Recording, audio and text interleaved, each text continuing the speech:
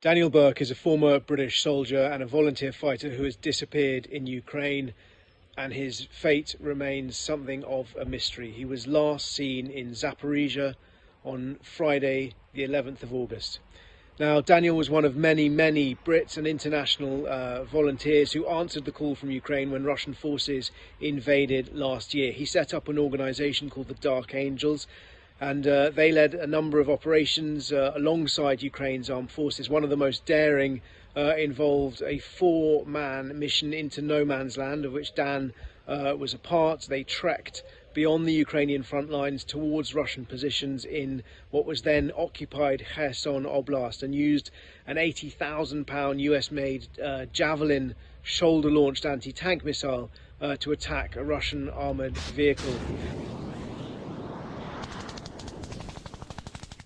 Since then, he changed his focus from fighting to what he called response and recovery missions, and he changed the organisation to Dark Angels Response and Recovery. They had been evacuating civilians from some of the most deadly bomb-blitzed places on the front line, including Bakhmut in eastern Ukraine, and more recently in Zaporizhzhia in the south-central front, which has been the focus of Ukraine's counter-offensive.